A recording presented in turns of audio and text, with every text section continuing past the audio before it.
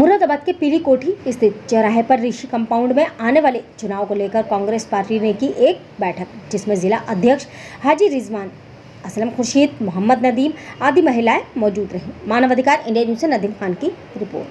के बहुत ही बड़े और उत्तर प्रदेश में कैबिनेट मंत्री रहे हम सबके सरपरस्त सिद्दीकी साहब, प्रभारी सचिन चौधरी साहब, मेरे छोटे भाई महानगर अध्यक्ष, बहुत ही कर्मठ, जुझारू, कद्दावर नेता जो हमेशा से पार्षद का चुनाव लड़ते। भ्रष्टाचार मिटा दूंगा, आज तक भ्रष्टाचार को मिटा नहीं है और बढ़ गया है। तो हमें इन सब बातों का ध्यान देना है।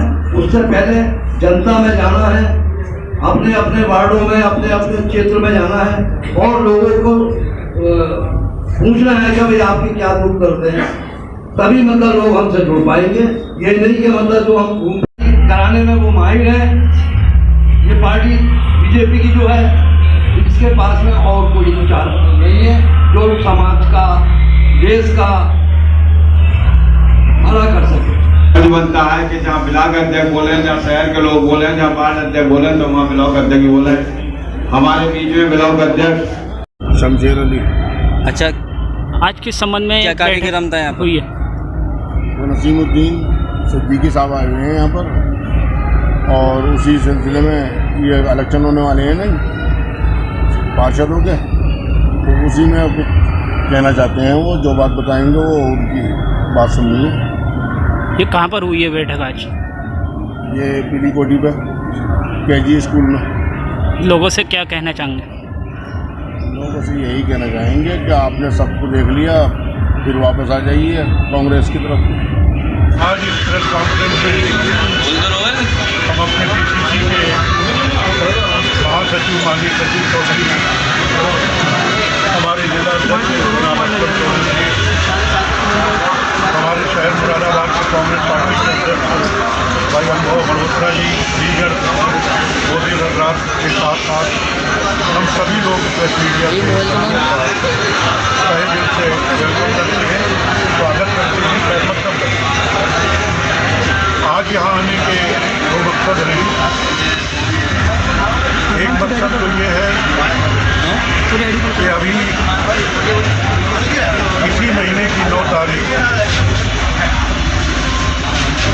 भारत जोड़ो पदयात्रा पूरे देश में कश्मीर से कन्याकुमारी तक प्रारंभ होने जा रही है और पहली चरण की पदयात्रा 9 अगस्त से लेकर 15 अगस्त तक चलेगी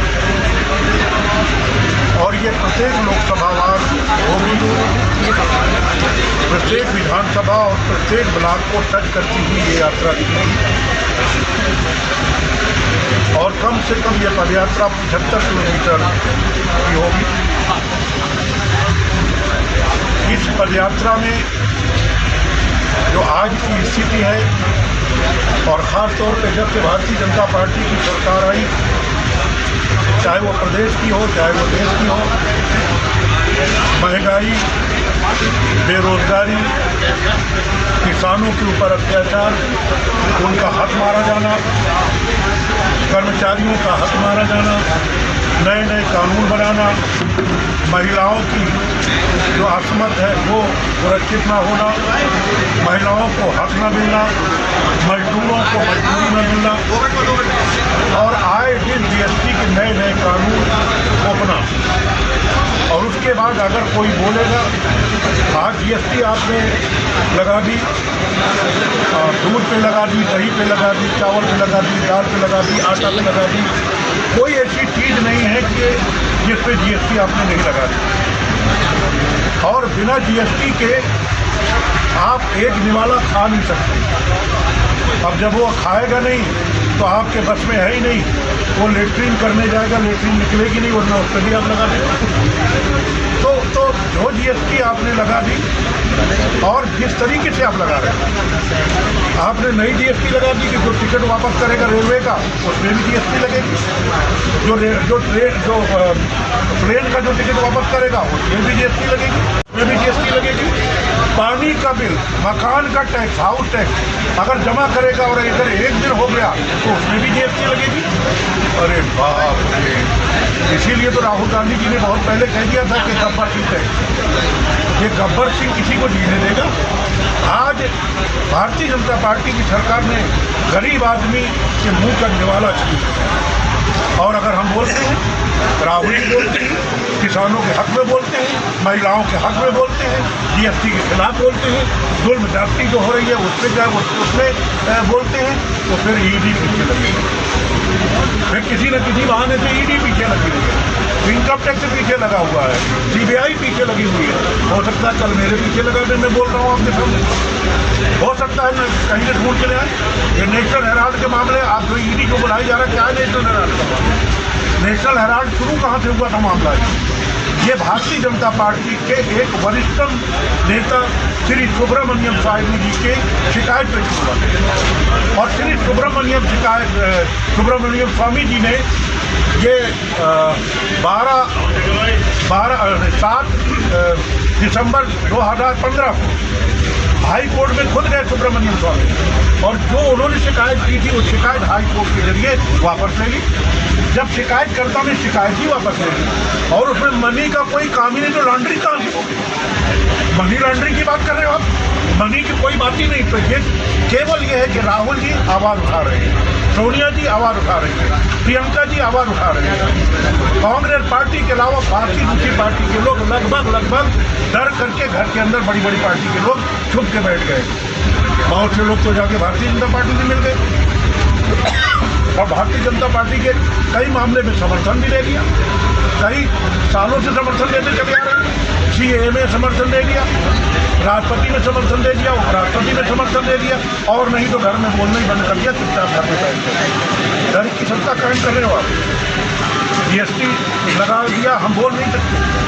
आपने बॉर्डर पे किसान 1 साल बैठा रहा दिल्ली, लगभग 700 किसान मर गया, जाड़ा गर्मी बरसात बैठा रहा, 700 किसान मर गए।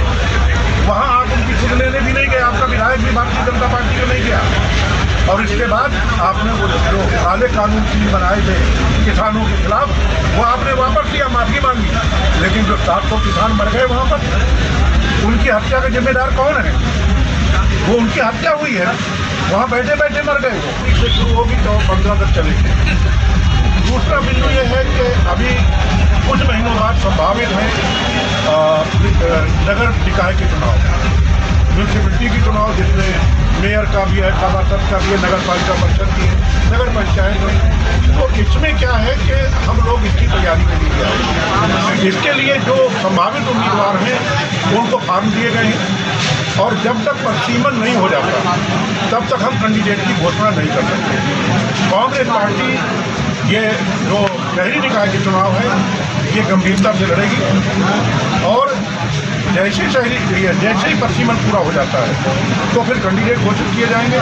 अभी फार्म दिए गए हैं, और हर सीट पर, चाहे वो मेयर का हो, चाहे वो चेयरमैन का हो, चाहे वो सभासद का हो, हर सीट पे हर वर्ग के लोगों को कहा गया है कि आप लोग फार्म भरें। अगर सुरक्षित हो जाती है, शेड्यूल कास्ट के लिए हो गई तो बाकी सब फार्म हटा देंगे, शेड्यूल कास्ट के जो बचेंगे एप्लीकेंट, उस पर विचार किया जाएगा। अगर बैकवर्ड की लिस्ट सुरक्षित हो जाती है तो बैकवर्ड को किया जाएगा, शेड्यूल कास्ट और अपर कास्ट को हटा किया जाएगा। अगर महिला की इस तरीके से जो अंतिम निर्णय है वो बाद में लिया जाएगा। इसके लिए पूरी तैयारी की जा रही है। इसके लिए जिला स्तर पर एक कमेटी बनाई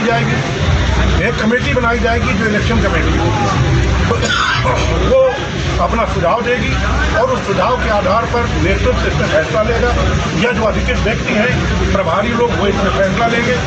वो कमेटी का काम, कमेटी में जो है उसमें जिला स्तर की जो जिला कमेटी है, जो सेवा दल है, यूथ कमेटी है, बैकवर्ड कमेटी है, शेड्यूल कास्ट कमेटी है, माइनॉरिटी कमेटी है, महिला है, जितने भी हमारा फ्रंटल है, जितने भी हमारे डिपार्टमेंट है, उनके जिला स्तर के सभी पदाधिकारी रखे जाएंगे।